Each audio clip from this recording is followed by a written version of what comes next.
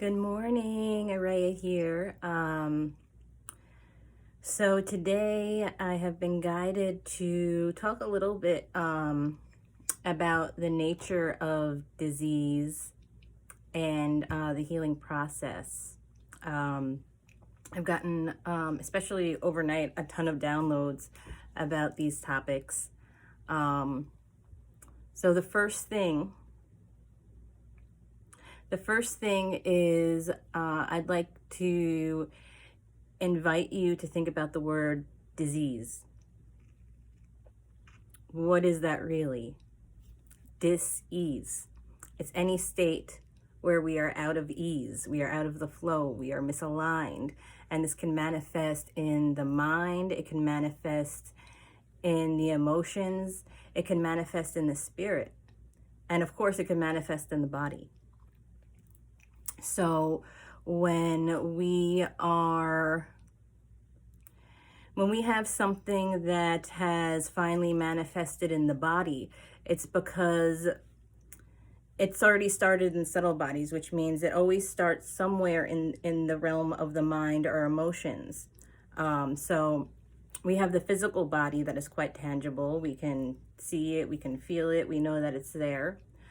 But then we also have these other bodies around us that represent different dimensions of ourself.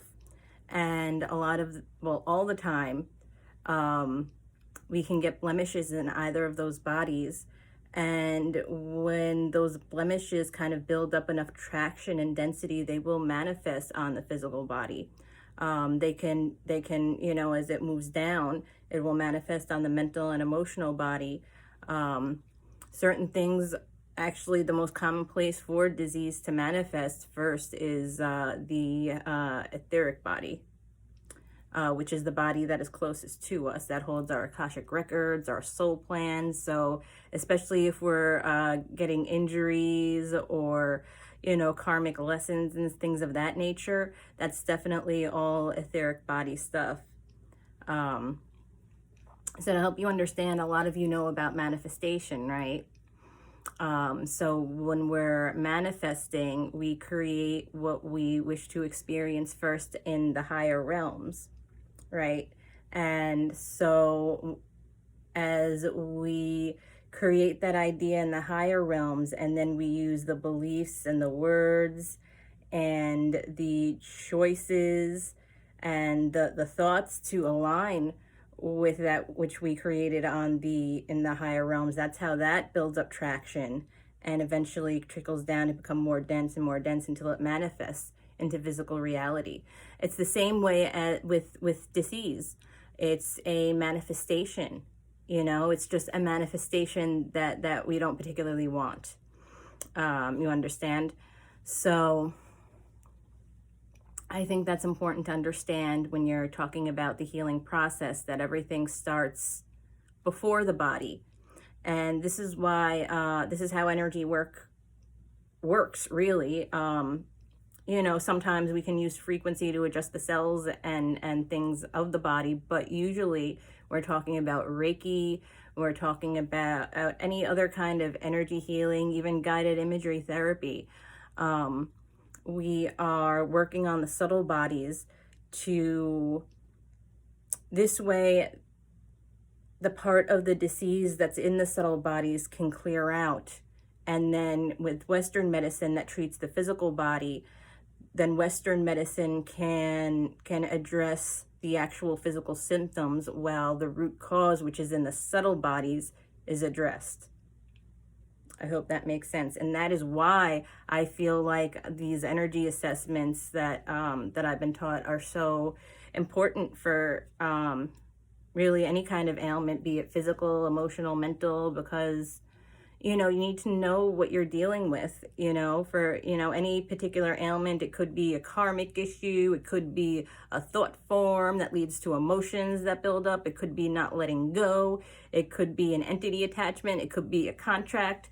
There's just so many things, and to avoid, getting an inaccurate read, it really helps to, just helps to form the intention, and it helps to really target where the healing is going and understand what needs to be done to really address the root cause as well. And so that brings me to talk about the healing process. So I've gotten some download about that, is that the process is the awareness is the catalyst. So you can't do anything with your healing until you have an awareness that something is wrong, right?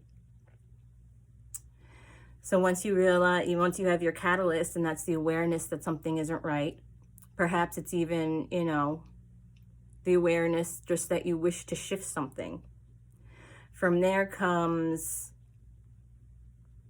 feeling it, sitting with it, allowing it to flow through. And that's the gateway. So you have catalyst, gateway. And, that's such an important step to sit with something and feel the emotions of it. And this is, I'm actually talking about the healing. This is more in relation to shadow work, this whole process, because when we have these things that even we address through energy healing and through Western medicine, oftentimes there are also our own issues to be worked out so that these things don't pop up again. So the catalyst of awareness, the gateway of really feeling the emotions and sitting with the thoughts and all of that. And from there is the journey. The journey is sitting with all of that and then asking yourself, well, what is this emotion? What are these thoughts? What are these feelings teaching me? What are these experiences teaching me? What am I meant to learn here? What is the karmic lesson for all of this? And this can apply to various things, even injuries. For instance, I'll talk about myself. When I first moved to Arkansas, I was stubbing the same toe at least once a week, if not more often, and hard too, the right toe. And so bad, I got an ingrown toenail, I got a corn, and I'm like, what's going on? And this lasted for months, about 3 months. And finally I realized the lesson was to slow down and be present. Derp. So that was something that was likely held in my etheric body, which was a lesson to be more present and to learn to work and act in moderation. Another thing that one of my personal journeys has been with Crohn's and colitis.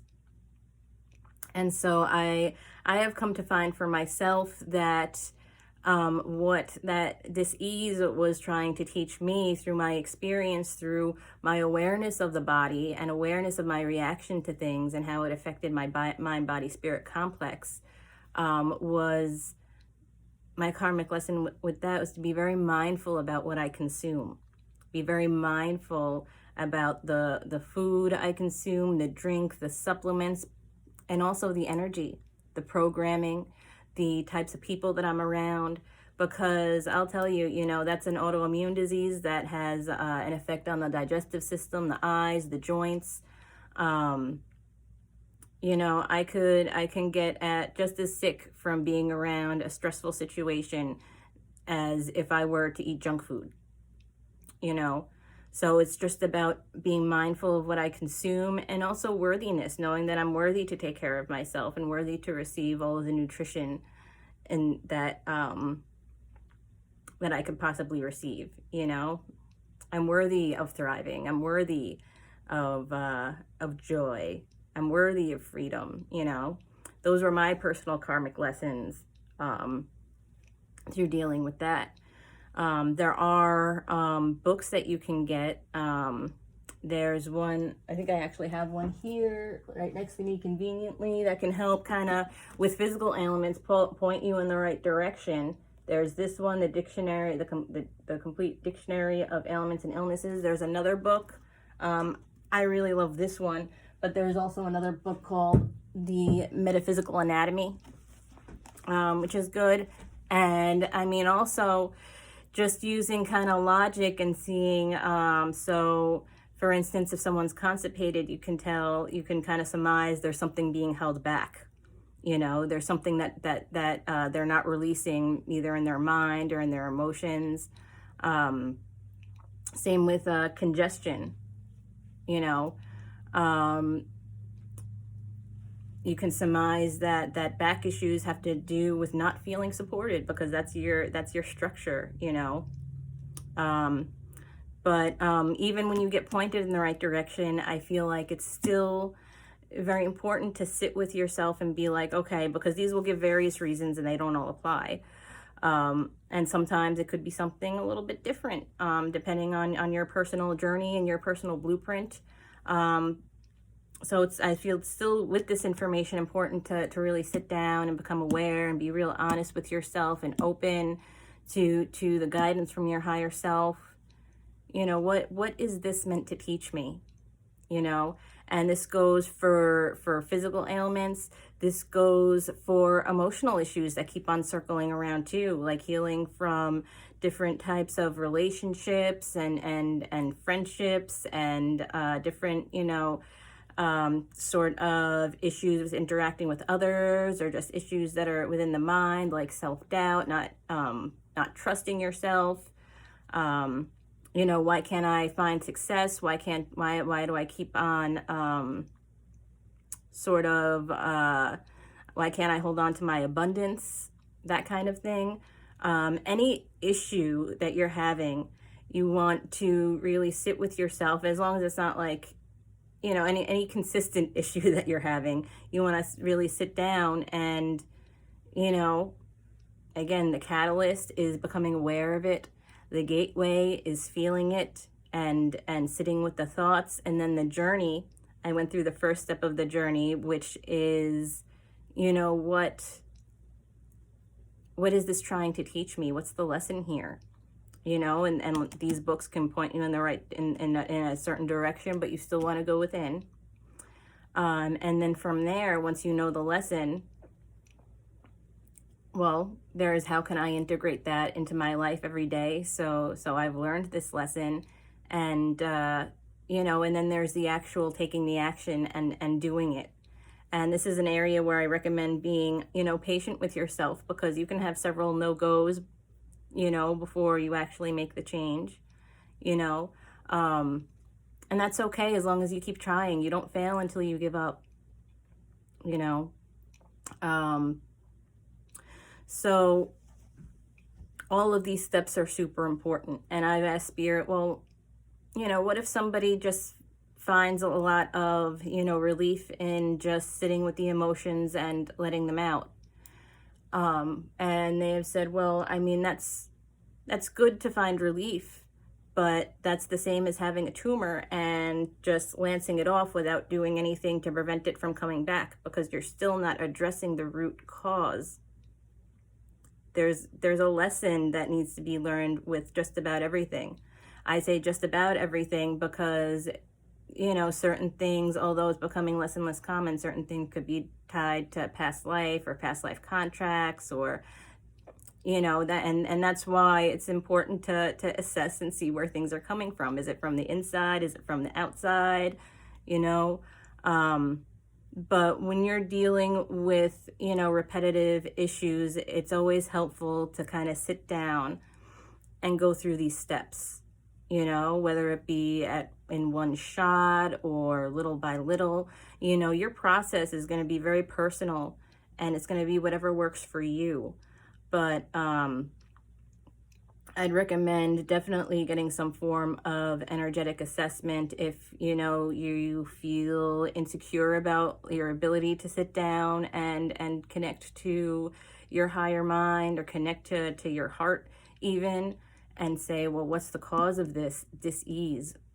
You know, what's the cause of this uproar in my life? What's the cause of this issue that's popping up? What's the cause of this pain? You know? And it's one thing to feel the pain and feel the discomfort, and that's very good, and that's a very important step. but there are more steps to be had if you want to move from temporary relief to actual complete healing and enlightenment. So I am feeling very complete at this time in what I have shared. I did not want to make this too long. One day I'll do, a big class on this stuff, but probably in the next year or so. Maybe sooner, I don't know. But with that, I hope this was illuminating. I hope this was illuminating, and it helps some of y'all understand where disease comes from, where these karmic issues come from, and how the healing process can go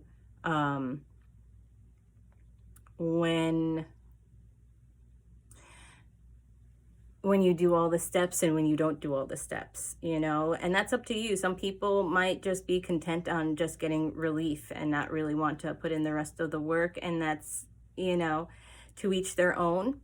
But I think most of us, we'd like to bring full resolve, and this way we can be clear of all of that karma and move on. So I'm sending lots and lots of love your way.